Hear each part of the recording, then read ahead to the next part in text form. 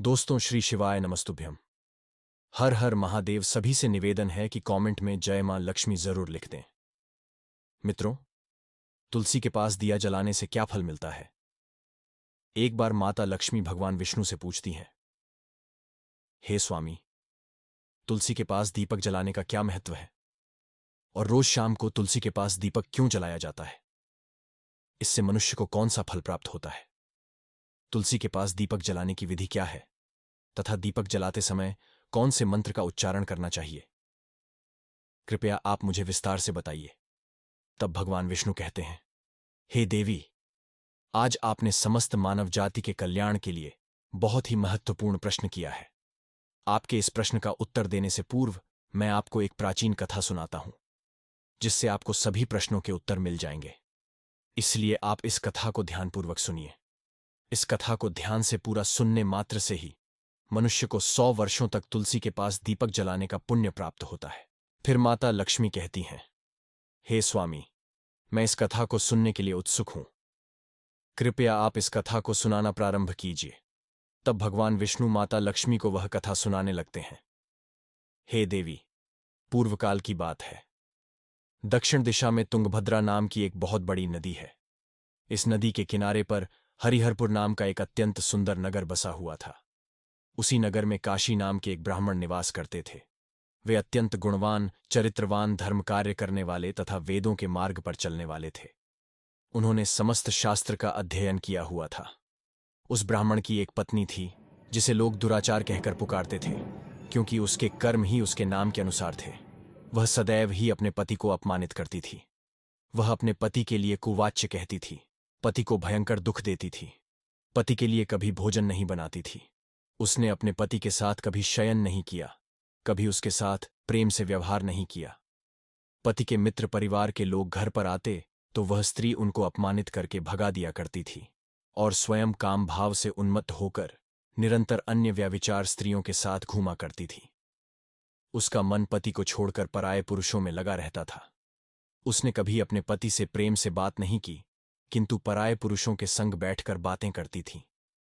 पराये पुरुषों को मोहित करने के लिए सज धज कर गांव में घूमने जाया करती थी। कभी वह वन में किसी वृक्ष के नीचे खड़ी रहकर सुंदर पुरुषों की राह देखने लगती और किसी दुष्ट पुरुष को मोहित करके उसके संग भोग विलास किया करती थी। फिर एक दिन वह दुराचार स्त्री वन में जाकर एक वृक्ष के नीचे खड़ी हो गई। उसका चित्त काम से भरा हुआ था। वह किसी सुंदर कामी पुरुष की राह देख रही थी, किंतु बहुत समय निकलने के बाद भी उस स्थान पर कोई पुरुष नहीं आया। इसलिए वह अत्यंत दुखी हो गई और प्रियतम की खोज में इधर उधर देखने लगी।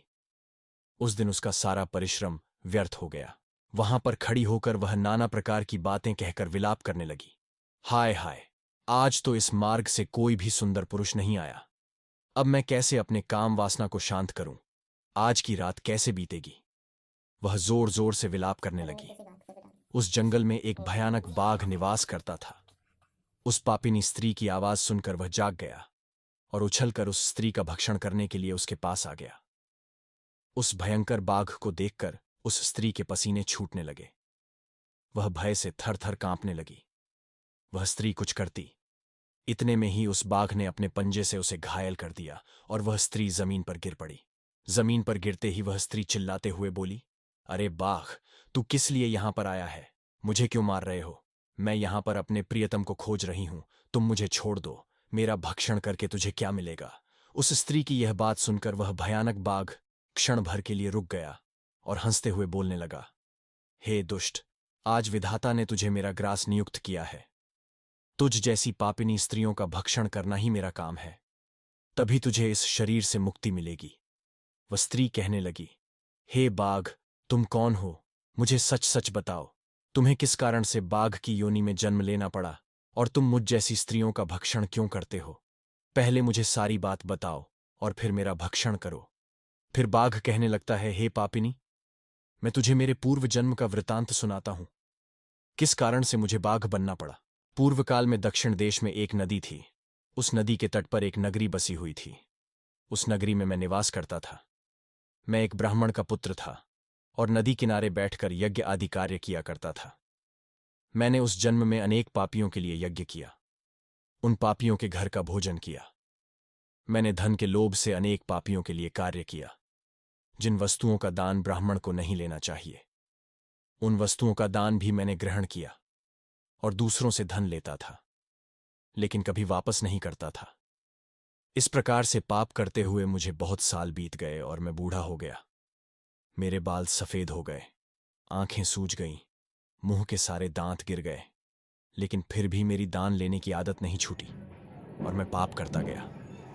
फिर एक दिन मैं धन के लोभ से नदी किनारे गया और अन्य धूर्त ब्राह्मणों के साथ मिलकर हमने लोगों को ठगा, झूठ मंत्र वचन बोलकर हमने बिना विधि विधान की ही देवी देवताओं का पूजन किया और बहुत सारा धन दान में ले ली।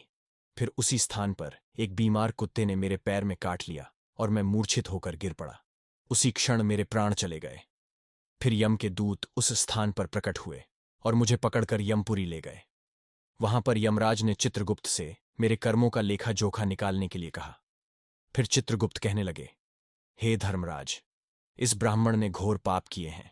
इसने दूसरों से झूठ कहकर धन लूटा है, विधि विधान से पूजा न करके झूठ मंत्र बोलकर भगवान का अपमान किया है, इसलिए यह पापी ब्राह्मण केवल नरक जाने के ही योग्य है। फिर यमराज ने अपने दूतों को आदेश देकर मुझे नरक की अग्नि में डाल दिया। अनेक वर्षों तक नरक की सजा भोगने के बाद मुझे बाघ का शरीर प्राप्त हुआ और मैं इस दुर्गम वन में निवास करने लगा।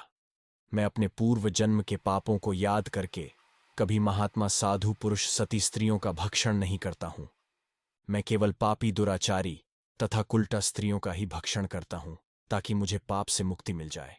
इस प्रकार से उस बाघ ने अपने पूर्व जन्म का वृतांत सुना दिया और उस स्त्री से कहने लगा, हे पापिनी, तेरे आचरण से तू कुल्लटा दिखाई पड़ती है।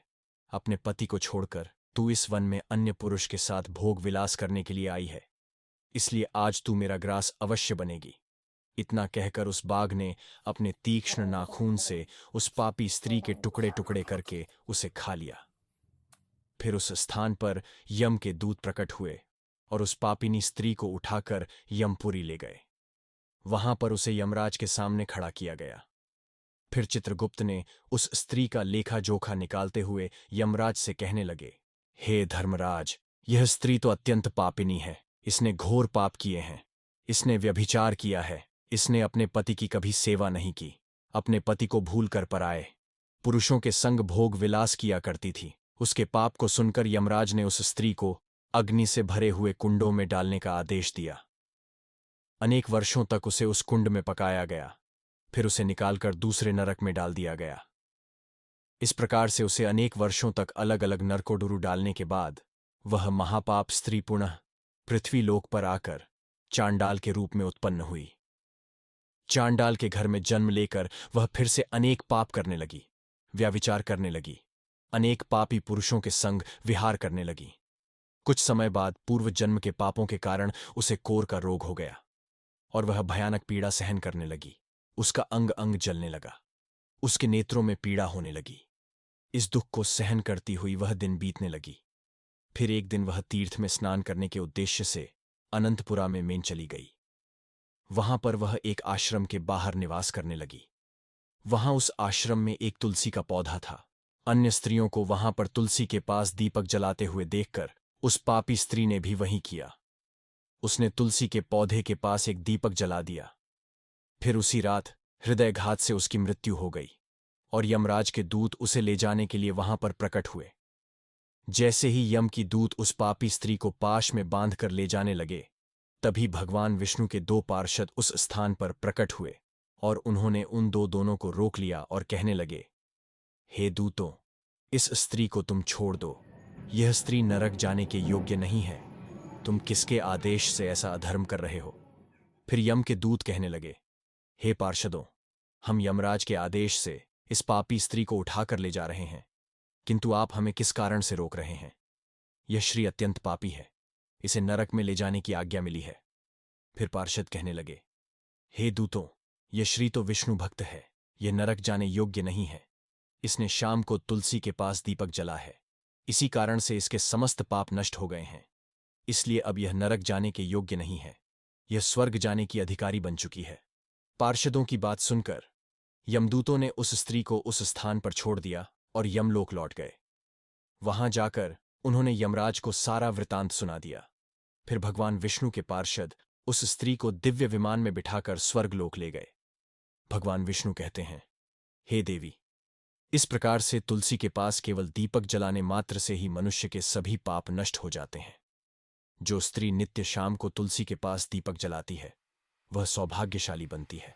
उसके पूर्व जन्मों के सभी पाप नष्ट हो जाते हैं। उसे सुख समृद्धि की प्राप्ति होती है। रोज तुलसी के पास दीपक जलाते समय इस मंत्र का उच्चारण करना चाहिए। ओम तुलसी देव्य च विद्महे विष्णु प्रियाय च धीमहि तन्नो वृंदा प्रचोदयात, जिसका अर्थ होता है, विष्णु प्रिय तुलसी, मैं आपको नमन करती हूं। आप मुझे उच्च बुद्धि दो। हे वृंदा, आप मेरे मन को रोशन करो। भगवान विष्णु कहते हैं, हे देवी, हजारों अमृत के घड़ों से नहलाने पर भी श्री हरि विष्णु को उतनी तृप्ति नहीं होती जितनी वे मनुष्यों के द्वारा तुलसी का एक पत्ता चढ़ाने से प्राप्त करते हैं। 10,000 गौदान से मानव जो फल प्राप्त करता है वही फल तुलसी पत्र के दान से पा लेता है। जो मृत्यु के समय अपने मुख में तुलसी पत्र का जल पा जाता है वह संपूर्ण पापों से मुक्त होकर भगवान श्री हरि विष्णु के धाम जाता है। हिंदू धर्म में तुलसी के पौधे का महत्व सबसे अधिक है। इसकी सबसे पहले पूजा भगवान विष्णु ने की थी। भगवान विष्णु कहते हैं, जिस प्रकार से देवी लक्ष्मी से वैकुंठ को ऐश्वर्य प्राप्त है, उसी प्रकार से वैकुंठ में तुलसी के कारण ही पवित्रता प्राप्त है। पृथ्वीलोक पर जिस स्थान पर भी तुलसी का पौधा होगा उस स्थान पर कभी बुराई का वास नहीं होगा। ऐसा स्थान सबसे अधिक पवित्र होगा। इसी कारण से हमें हमारे घर में तुलसी का पौधा अवश्य लगाना चाहिए। इस प्रकार से भगवान विष्णु ने तुलसी के पास दिया चलाने का महत्व बताया। तो दोस्तों, आशा करते हैं आज की प्रस्तुति आपको अच्छे से समझ आ गई होगी। हे लक्ष्मी माँ, जो भी इस वीडियो को लाइक करके चैनल को सब्सक्राइब करे उसके घर में कभी भी किसी चीज की कमी ना होने देना।